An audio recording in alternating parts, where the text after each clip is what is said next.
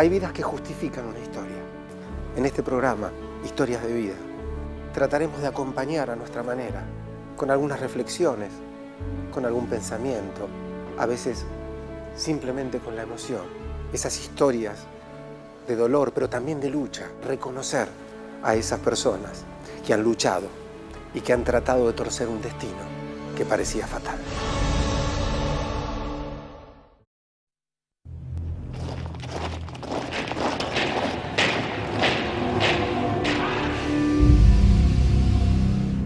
Hoy vamos a conocer la historia de Raya, una mujer que parece haber gambeteado y eludido un destino fatal a fuerza de coraje y a fuerza de ganas de vivir.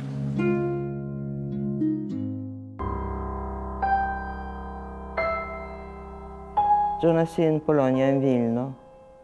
Mi infancia fue muy linda, muy buena infancia. Y era una niña muy feliz. 3 meses de la invasión se formó el gueto. Casos en donde morían los padres, los niños quedaban abandonados. Cuando le quitaron el gueto, era una mañana tan fría, creo que hasta el cielo lloró. Ser marcados, tatuados con números para hacerles perder su identidad, hacerlos transitar por campos a pleno frío. Él le dijo a mi hermana, cuida a la nena. Y eso lo cumplió.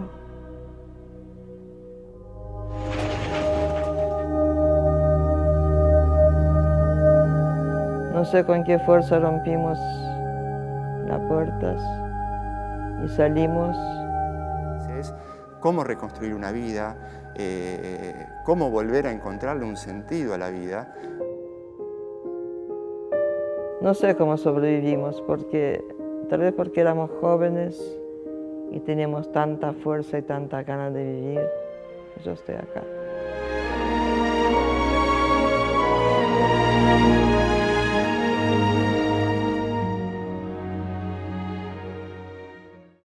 Fíjense, habían querido incendiarlos y de pronto venían a buscarlos, a rescatarlos.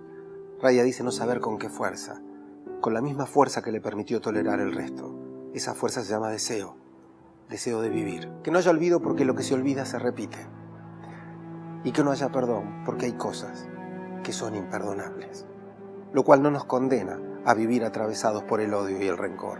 Gracias, Raya, por estar ahí, demostrando que a veces también hay puertas que nos permiten salir de los infiernos.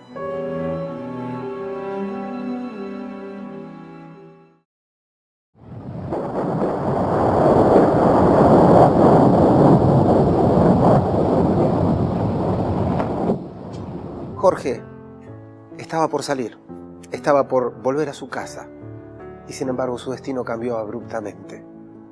Se vio llevado al frío, al agua, al hambre, a la muerte.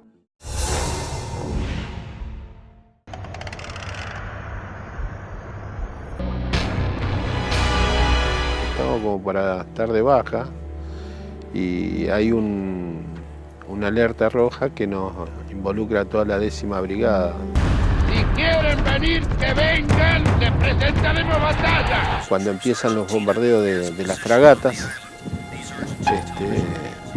ir a rezar porque no se podía hacer nada.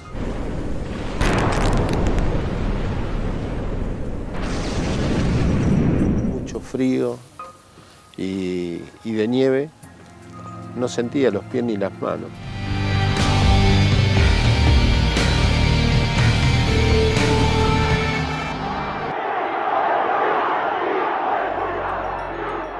Para toda esa generación nos impactó mucho aquello. Nos impactó por lo que no fue, por lo que no hicimos. Comencé en el Hospital de Niños de San Isidro, donde hago mis primeras bases.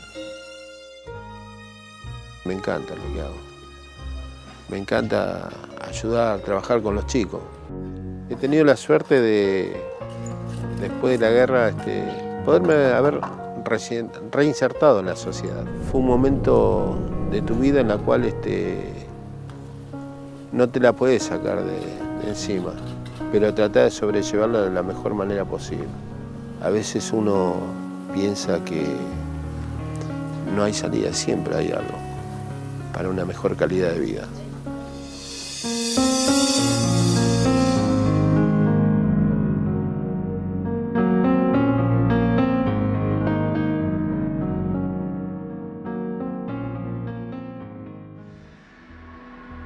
Si yo te dijera que me transmitieras la primera imagen que se te viene cuando recordás la guerra, ¿cuál es?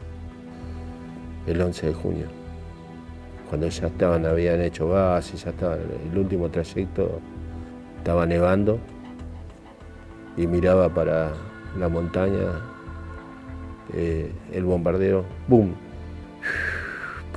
Y se escuchaba todo, durísimo. ¿Había amigos tuyos allá? Digamos, en ese lugar justo Sí. de batalla. Sí, ahí quedó Curima.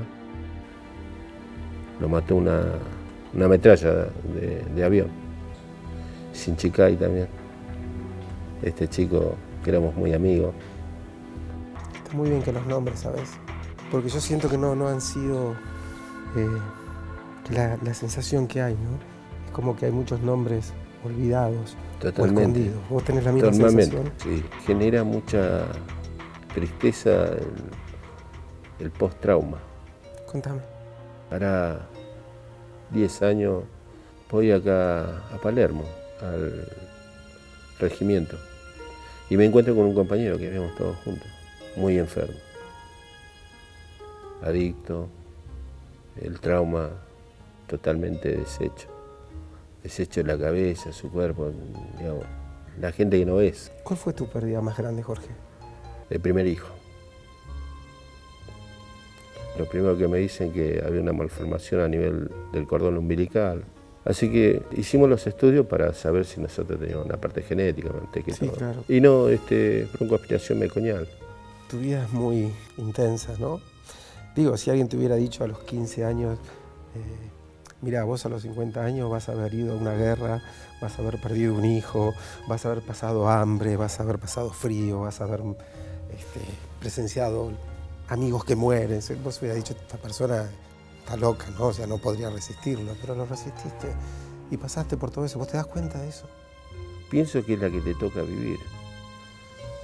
Disfrutás, no gozás, disfrutás darle una mano al que lo necesita. ¿Qué voy a solucionar con algunas cosas del pasado o remordimiento que lo que no hice? Prefiero apostar a la vida. Me ha dado muchas satisfacciones. Ha sido para mí un honor conocer a un hombre como vos. De corazón te lo digo. Gracias, Gabriel. Gracias por haber venido. Gracias.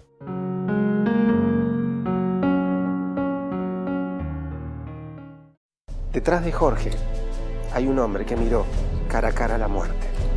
Un hombre que vio morir, pero un hombre que vio luchar. Un hombre que vio la injusticia, pero un hombre que supo mantenerse digno. Está allí, con sus ganas de demostrarse a sí mismo que valía la pena salir con vida de allá para ayudar a que otros vivan mejor. Estas dos personas, estas dos historias, pueden dejarnos pensando que tal vez, aún en medio del peor de los infiernos, tenemos el derecho y, por qué no, la obligación de mantenernos dignos. No renunciemos a ser seres humanos. No olvidemos que más allá de las tragedias, siempre podemos responder con dignidad y con amor. Hasta la próxima.